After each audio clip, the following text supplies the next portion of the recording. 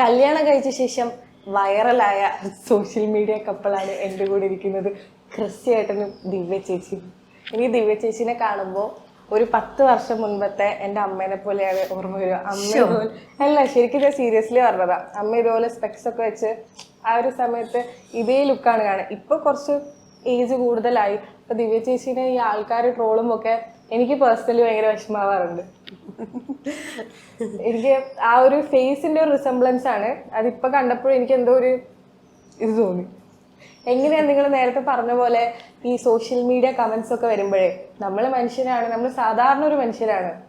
നിങ്ങൾ സെലിബ്രിറ്റീസ് ആണ് അതും ഒക്കെ, പക്ഷെ സെലിബ്രിറ്റീസ് മനുഷ്യരൊക്കെ അല്ലേ? എന്താ തോന്നാറ് ഈ ഹെയ്റ്റ് കമന്റ്സ് ഒക്കെ വരുമ്പോൾ? എനിക്ക് ഞാനത് എത്ര ഇനി കൺട്രോൾ ചെയ്യാൻ ശ്രമിച്ചാലും എനിക്ക് വിഷമം തന്നെയാണ്. ഞാൻ ഇല്ല എന്ന് പറഞ്ഞാലും അത് ഇനി അങ്ങനെ ചെയ്യില്ല പറഞ്ഞാലും എന്നെ സംബന്ധിച്ചിടത്തോളം എനിക്ക് വിഷമം. ഞാൻ എന്താ എൻ്റെ ഇത് കല്ലുകൊണ്ട് ഉണ്ടാക്കിയ മനസ്സൊന്നുമല്ല. എനിക്ക് സ്വാഭാവികമായിട്ടും ഞാൻ മനുഷ്യനാണ്, എനിക്ക് എന്താ ഉരുകുന്ന മനസ്സ് തന്നെയാണ്, എനിക്ക് സ്വാഭാവികമായിട്ടും വരും. അതില്ല എന്നൊന്നുമല്ല. ഇപ്പോഴും എന്നെ എന്താണ് അറിയില്ല, ഞാൻ ഇപ്പോഴും നല്ല ഡ്രസ്സിങ് തന്നെയാണ് പോകുന്നത്. ഒരു ശരീരഭാഗം കാണിച്ചിട്ടല്ല പോകുന്നത്. ഈ യൂട്യൂബേഴ്സ് വന്ന് വീഡിയോ എടുക്കുന്നത് 3x അതൊക്കെ എടുത്തിട്ട് എന്താണ് അത്രയും മോശം രീതിയിൽ വീഡിയോ എടുത്തിട്ട് നമ്മൾ പോലും അറിയുന്നില്ല, എടുക്കുന്ന രീതി നമ്മൾ അറിയുന്നില്ല. ചിലപ്പോൾ ഞാൻ ഈ കമന്റ് ഇടുന്നവര് അവരുടെ ബ്ലൗസ് ശരിയാക്കുന്നുണ്ടാവൂലേ, സാരി ശരിയാക്കുന്നുണ്ടാവൂലേ, അതുപോലെ ഞാനും എൻ്റെ ബ്ലൗസിൽ ഇപ്പം എല്ലാം കംഫർട്ടായിട്ട് ഉണ്ടാവില്ലല്ലോ. നമുക്ക് ചിലപ്പം ബ്ലൗസ് ഓക്കെ ആയിരിക്കില്ല, തയ്ച്ചത് എന്തെങ്കിലും മിസ്റ്റേക്ക് ഉണ്ടാവും. അപ്പം നമ്മളൊന്ന് വലിച്ചിടുമ്പോൾ ഇത് ക്യാമറ നമ്മൾ മുമ്പിൽ വന്ന് നിൽക്കുന്നത് നമ്മൾ ശ്രദ്ധിക്കുന്നില്ല. അപ്പൊ വരുന്ന പ്രശ്നമാണിത്. നമ്മൾ ഓക്കെ ഒന്ന് വലിച്ചിട്ടു, അതിലിപ്പോ എന്താ ഇപ്പൊ തെറ്റില്ലേ? എന്താ തെറ്റില്ലേ? അപ്പൊ അവക്ക് അവിടെ ഇവിടെയും ചൊറിച്ചലാണ്, മറ്റേതാണ് മറിച്ചതാണ്, അവക്ക് ഏതെങ്കിലും ഒരു ഭാഗം ഉണ്ടോ ചൊറിയാത്തത്, ഇതൊക്കെ ചോദിക്കുക. എന്ന് എനിക്ക് മനസ്സിലാവുന്നില്ല എന്താണ്. ഒരു രേഖ, ഒരു അന്ന തോമസ് വയസ്സായി, ഇപ്പൊ പറയാ കുഴിയിലേക്ക് കാല് വെക്കാനായി, എന്നാലും അടങ്ങാത്ത ഞരമ്പ് രോഗം എന്ന് പറയില്ലേ, നിങ്ങൾക്ക് കണ്ടാ അറിയാം അവർ വിടുന്ന കമന്റ്സുകൾ. എന്താ എനിക്കല്ല, ഇനി കെട്ടിച്ചു വിടാൻ പ്രായമുള്ള മോളുണ്ട്, അടങ്ങി ഒതുങ്ങി ഞാൻ എന്താ ചെയ്യുന്നത്? ഞാൻ എന്തേലും ചെയ്യുന്നുണ്ടോ? നിങ്ങൾ എല്ലാവരും കാണുന്നല്ലേ, എന്തേലും ചെയ്യുന്നുണ്ടോ? നോർമലി ഞാൻ ചിലപ്പോൾ നടക്കുന്ന ഒരു വീഡിയോ അല്ലെങ്കിൽ ഒരു ഇനോഗ്രേഷൻ വീഡിയോ, അത് സ്വാഭാവികമായിട്ട് എല്ലാവരും എടുക്കുന്നതിൽ ഞാൻ എടുക്കുന്നില്ലൂ. അല്ല മറ്റുള്ളവരാരും എടുക്കുന്ന രീതിയിലല്ല ഡ്രസ്സിങ്ങോ കാര്യങ്ങളോ ഒന്നുമല്ല ഞാൻ ചെയ്യുന്നത്. എന്നിട്ടും തെറിയ. അന്ന തോമസിന് എന്താണ് ഭ്രാന്ത് എന്ന് എനിക്കറിയില്ല, രേഖക്ക് എന്താ ഭ്രാന്ത് എന്ന് എനിക്കറിയില്ല. ഇനി അവരെ ഉദ്ദേശിച്ച ആരെങ്കിലും ആണോ എന്നെ കല്യാണം കഴിച്ചതെന്ന് എനിക്കറിയില്ല. അല്ല അവർക്ക് എന്താണ് പ്രശ്നം എന്ന് എനിക്കറിയില്ല. സത്യം ഞാനാണ് ഇപ്പൊ ഇഷ്യൂ, അവരുടെ പ്രശ്നം ഞാനാണ്, ഏട്ടനല്ല പറയുന്നത്. പിന്നെ ഒരു വത്സല എന്ന് പറയുന്ന ലേഡി വന്നിട്ട് ഇപ്പം മിനിഞ്ഞാന്ന് പറഞ്ഞു, പത്രമായിട്ട് അഭിനയിച്ചപ്പോൾ ക്രിസ്റ്റിനോട് കുറച്ച് ബഹുമാനവും ആരാധനയും ഒക്കെ ഉണ്ടായിരുന്നു, ഒരു ഇഷ്ടം ഉണ്ടായിരുന്നു. ഈ എന്നാൽ ഇവളെ പോലത്തെ ഒന്നിനെ കെട്ടിയ പിന്നെ അതും ഇല്ലാണ്ടായി.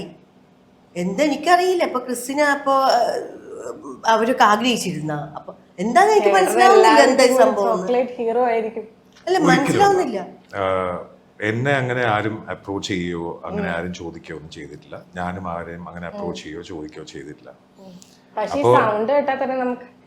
അല്ല, അതിപ്പോ ഞാനാണെന്ന് അറിഞ്ഞത് പോലും കല്യാണം കഴിച്ചുകൊണ്ട് മാത്രമാണ്. കല്യാണത്തിന്റെ സമയത്താണ് കുറച്ചുകൂടി ഇപ്പൊ ദിവ്യ ശ്രീധർ ആയാലും ക്രിസ് വേണുഗോപാൽ ആയാലും നോർമലി ഈ ഒരു മീഡിയ ഇൻഡസ്ട്രിയിൽ നിൽക്കുന്നവർക്ക് രണ്ടുപേരും അറിയാം. പക്ഷെ കുറച്ചുകൂടി സാധാരണ ആളുകളിലേക്ക് എത്തിയത് ഈ ഒരു കല്യാണത്തിന്റെ ഒരു വൈറൽ വീഡിയോക്ക് ശേഷം തന്നെയാണ്. ഇപ്പൊ ചേച്ചി ഇപ്പൊ പറഞ്ഞില്ലേ, നമ്മളിപ്പോ ഡ്രസ്സ് ശരിയാക്കുമ്പോ നമ്മൾ നോർമലി ഒന്നും എവിടെയും നമ്മൾ അങ്ങനെ വിചാരിച്ചിട്ടല്ല ചെയ്യുന്നത്. പക്ഷെ ചേട്ടന് തോന്നാറില്ല, ഇപ്പൊ നമ്മളെ അമ്മയായാലും സിസ്റ്റർ ആയാലും ഇതുപോലെ ഡ്രസ്സ് കാണുന്നുണ്ടെങ്കിൽ നമ്മൾ എന്താ പറയാ, അതൊന്ന് മാറ്റി നിർത്തി ശരിയാക്കുക, ആ രീതിയിലല്ലേ പറയാ. ഈ ചാനലുകാർ ഇതുപോലെ ഈ ശരീരഭാഗങ്ങൾ മാത്രം പ്രദർശിപ്പിച്ച് അതിനൊരു ചൂഷണം ചെയ്യുന്നില്ല. ഒരു മീഡിയ പേഴ്സണാലിറ്റി എന്നുള്ള രീതിയിൽ ചേട്ടൻ എന്താ നോക്കിക്കാണുന്നത്? സ്പെസിഫിക്കലി അങ്ങനെ ഇട്ട് കഴിഞ്ഞാൽ കൂടുതൽ കുറെ ആൾക്കാർ ഫ്രസ്ട്രേറ്റഡ് ആണ്. ഇപ്പോൾ പുറം നാട്ടിലായിരിക്കാം, ഇവിടെ ആയിരിക്കാം, പെണ്ണ് കെട്ടാത്ത ആൾക്കാരായിരിക്കാം, കെട്ടാത്ത ആളായിരിക്കാം, കെട്ടിയ ആളായിരിക്കാം, അല്ലെങ്കിൽ ഫ്രണ്ട്സ് പറഞ്ഞിട്ട് ഇൻസ്റ്റിഗേറ്റ് ചെയ്യുന്ന ആളായിരിക്കാം. അപ്പൊ അവർക്ക് സെലിബ്രിറ്റീസിനെ കാണുമ്പോൾ അവർക്ക് ഉപയോഗിക്കാവുന്ന വെറും ഒരു ടോയിനെ പോലെയാണ് തോന്നുന്നത്. ഞങ്ങൾ മനുഷ്യരാണെന്നുള്ളതാണ് അവർ കാണുന്നത്. അത് മനസ്സിലാക്കിക്കൊണ്ട് ചില ചാനലുകൾ അങ്ങനെ മാത്രം ഷൂട്ട് ചെയ്തിട്ട് കഴിഞ്ഞാൽ അവർക്ക് ലൈക്സ് കിട്ടും, പൈസ കിട്ടും.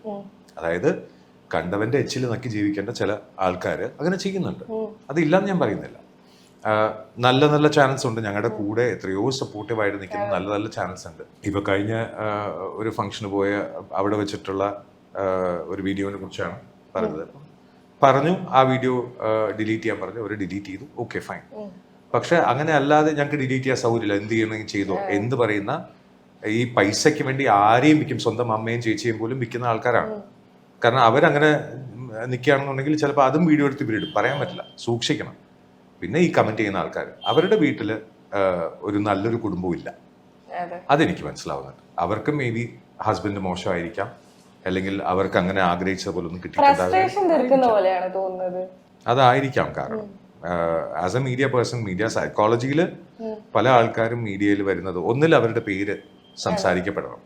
ഇപ്പൊ ഞങ്ങൾ 10 പ്രാവശ്യം അന്ന തോമസ് അവർ വല്ല ഹാപ്പി ആവും. ചീത്തയാണെങ്കിലും അവരുടെ പേര് എല്ലാവരും അറിഞ്ഞു.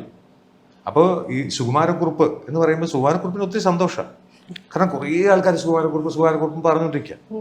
അതേപോലെ ഒരു വൃത്തികെട്ടൊരു ചിന്താഗതി, കുപ്രസിദ്ധിയല്ല, അവർക്ക് പ്രസിദ്ധിയാണ് വേണ്ടത്. അപ്പൊ ഞങ്ങൾ 10 പ്രാവശ്യം ആ പേര് പറയുമ്പോൾ അവർ ഹാപ്പിയാണ്. ഇപ്പൊ അന്ന തോമസ് എന്തോ വലിയ സംഭവമായി. നമ്മളിപ്പോ നല്ല മാങ്ങയുള്ളൊരു മാവിൽ കല്ലെറിഞ്ഞാലേ മാങ്ങ കിട്ടുള്ളൂ, മാങ്ങയെ ഇല്ലാത്തൊരു മാവിൽ നോക്കി ആരും കല്ലെറിയില്ല. എന്തോ പോപ്പുലാരിറ്റി കിട്ടുന്ന ചില ആൾക്കാർ അവർ പോസ്റ്റ് ചെയ്തിട്ട് ആരും ലൈക്ക് ചെയ്തിട്ടുണ്ടാവില്ല. സ്വന്തം കുടുംബത്തിലുള്ള ആൾക്കാർ പോലും ഇതൊക്കെ ആരെയും ലൈക്ക് ചെയ്യുമെന്ന് പറഞ്ഞാൽ ലൈക്ക് ചെയ്യാതെ പോയിട്ടുണ്ടാവും. അപ്പൊ അങ്ങനെ സ്വന്തം പടത്തിന് പോലും ഒരു ലൈക്ക് കിട്ടാത്ത ആൾക്കാർ ഞങ്ങൾക്ക് എവിടെയെങ്കിലും ഞങ്ങൾ ചൊറിയുന്നതിന് ഒരു 10 ലൈക്ക് കിട്ടിക്കഴിഞ്ഞാൽ അവർക്ക് ചൊറിയാതിരിക്കും. ഇത് കൊള്ളാലോ പരിപാടി. അപ്പൊ അവിടെ ഇട്ടൊരു കല്ലെറിഞ്ഞു കഴിഞ്ഞാൽ അവർക്കും കിട്ടും ആ പോപ്പുലാരിറ്റി.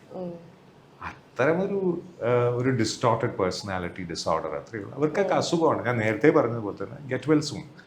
ഞാനിത് എഫക്റ്റഡ് ആവാത്തതെന്ന് പറഞ്ഞാൽ ഇവരുടെ പുറകെ പോകാനാണെന്നുണ്ടെങ്കിൽ അതിനെ സമയം. ഇതിൽ പല ആൾക്കാർക്കും എൻ്റെ നമ്പർ ഞാൻ അയച്ചു കൊടുത്തിട്ടുണ്ട്, പ്ലീസ് കോൾ എന്ന് പറഞ്ഞാണ് അയച്ചു കൊടുത്തിട്ടുള്ളത്. കാരണം അവർക്ക് വലിയ വത്സല പ്രത്യേകിച്ച് വിളിക്കുക. അപ്പൊ അവർക്ക് പറഞ്ഞിട്ടില്ല, ഇപ്പൊ അവർക്ക് എല്ലാവർക്കും കൺസേൺ എന്ന് പറഞ്ഞാല് എനിക്ക് സെക്ഷൽ കേപ്പബിലിറ്റി ഉണ്ടോ, അതിവിടെ ചോദിച്ചതേ അറിയുള്ളൂ. അവർക്കറിയില്ല, കാരണം എൻ്റെ പാർട്ട്ണറാണ്. അപ്പൊ ഷീ വിൽ നോ. അപ്പൊ പുള്ളിക്കാരി നാളെ കമന്റ് ഇടുകയാണ്, ഇവൻ കൊള്ളില്ല, ഇവനെ കൊണ്ട് ഒരു കാശിനും കൊള്ളില്ല എന്ന് പറഞ്ഞാൽ ഐ ഷുഡ് ബി കൺസേൺ. എന്നെ കണ്ടിട്ട് പോലും ഇല്ലാത്ത ആൾക്കാരെ എനിക്ക് അങ്ങനെ ആവുന്നുണ്ടോ ഇങ്ങനെ ആവുന്നുണ്ടോ എന്ന് ചോദിച്ചു കഴിഞ്ഞാൽ ഞാൻ എന്ത് പറയാനാണ്? ഇവർക്കൊക്കെ പ്രാന്തെന്നല്ലേ ഞാൻ പറയും.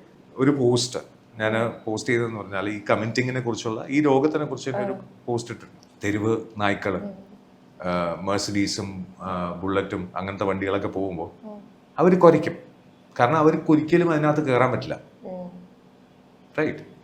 അപ്പൊ അവർ കുരയ്ക്കുന്നത് ഈ മേക്കിൽ പോകുന്ന ആളോ അല്ലെങ്കിൽ ബുള്ളറ്റിൽ പോകുന്ന ആളോ നോക്കാനും പോകുന്നില്ല, അവരെ പിടിച്ച് അതിനകത്ത് കയറ്റാനും പോകുന്നില്ല, എന്നാലും അവർ കുരയ്ക്കും. ഇതാണ് കമന്റിങ്ങിന്റെ രോഗം. അപ്പൊ ഞാൻ വണ്ടി ഓടിച്ചു പോയി എന്ന് മാത്രം. ഇപ്പൊ ബൈക്കിൽ പോകുന്ന ഒരാൾക്ക് ചിലപ്പോൾ ശബ്ദമെങ്കിലും കേട്ടെന്നിരിക്കും. അതിപ്പോ ചിലപ്പോൾ ചില സമയത്ത് കുഞ്ഞുമൊക്കെ അങ്ങനെയാണ്, അത് കേൾക്കും, റെസ്പോണ്ട് ചെയ്യും, ഒരു ചിപ്പ് എന്ന് പറഞ്ഞാൽ അങ്ങനെ ഒരു ആട്ടാട്ട്. പക്ഷെ ഇത് എല്ലാ ആൾക്കാരെയും അങ്ങനെ ചെയ്യണമെന്ന് പറഞ്ഞു കഴിഞ്ഞാൽ നടക്കില്ല. ഇതിട്ട് കഴിഞ്ഞപ്പോൾ ഈ പോസ്റ്റ് ഞാൻ ഇട്ട് കഴിഞ്ഞപ്പോൾ ഒരാള് പാവം തെരുവ് നായ്ക്കൾ കുറച്ച് ചോറ് വാങ്ങിച്ചു കൊടുക്കണം. അപ്പൊ അത്രയ്ക്ക് ബുദ്ധിയുള്ളൂ. അപ്പൊ പിന്നെ നമുക്കൊന്നും ചെയ്യാൻ പറ്റില്ല. എനിക്ക് ഐ റെസ്പെക്ട് ദാറ്റ് പേഴ്സൺ. തെരുവ് നായ്ക്കൾ ആഹാരം വാങ്ങിച്ചു കൊടുക്കണം എന്ന് പറഞ്ഞാൽ നല്ല കാര്യമാണ്. പക്ഷെ ഇങ്ങനെ ചൊറി പിടിച്ച് നടക്കുന്ന അസുഖമുള്ള നമ്മുടെ മലയാള സംസ്കാരം എന്നൊക്കെ പറയുന്നത് ഇത്രത്തോളം അതപ്പതിച്ചു എന്ന് പ്രൂവ് ചെയ്യുന്ന, നമ്മൾ പ്രബുദ്ധരല്ല, സാമാന്യ ബുദ്ധി പോലും ഇല്ലാത്തവരാണ് എന്ന് നാട്ടുകാരോട് വിളിച്ചു പറയുന്നത്. അറ്റ്ലീസ്റ്റ് ഇത് മലയാളത്തിൽ എഴുതുന്നതുകൊണ്ട് കൊള്ളാം, മറ്റു നാട്ടുകാരൊന്ന് വായിച്ചിട്ട് നാട്ടിലിങ്ങനെ എഴുതുന്നില്ല. നമ്മള് സോഷ്യൽ മീഡിയസിലാണ് ഭയങ്കരമായിട്ട് ഇങ്ങനത്തെ. അപ്പൊ അതില് കഷ്ടപ്പെട്ട് ചില ആൾക്കാർ തമിഴിലൊക്കെ എഴുതുന്നുണ്ട്, ഞാൻ വായിക്കില്ല എന്ന് പറഞ്ഞിട്ട്. എനിക്ക് തമിഴ് വായിക്കാൻ അറിയാം, ഞാൻ വായിച്ചു. നാണം കെട്ടവനെ മാനം കെട്ടവനെ അങ്ങനെയൊക്കെയാണ് അവർ എഴുതുന്നത്. എഴുതിക്കോളൂ, നിങ്ങൾ പറഞ്ഞുകൊണ്ട് ഞാൻ അങ്ങനെ ആവുന്നില്ല. നിങ്ങൾ രാവിലെ എണീറ്റിട്ട് ഒരു മാവിന്റെ അവിടെ പോയി തെങ്ങ് തെങ്ങ് തെങ്ങ് എന്ന് 10 പ്രാവശ്യം വിളിക്കും. അതിൽ തേങ്ങയൊന്നും ഉണ്ടാവാൻ പോണില്ല, അത് മാവായിട്ട് തന്നെ ഇരിക്കും. അപ്പൊ അതുപോലെ എന്നെ 10 പ്രാവശ്യം എനിക്ക് അങ്ങനെ ആവില്ല, എനിക്ക് ഇങ്ങനെ ആവില്ല, ഞാൻ മുതുക്കനാണ്, ഈ കളവനാണ് എത്ര പറഞ്ഞാലും ഓരോ വർഷം കഴിയുമ്പോഴേ എനിക്ക് പ്രായം കൂടുള്ളൂ.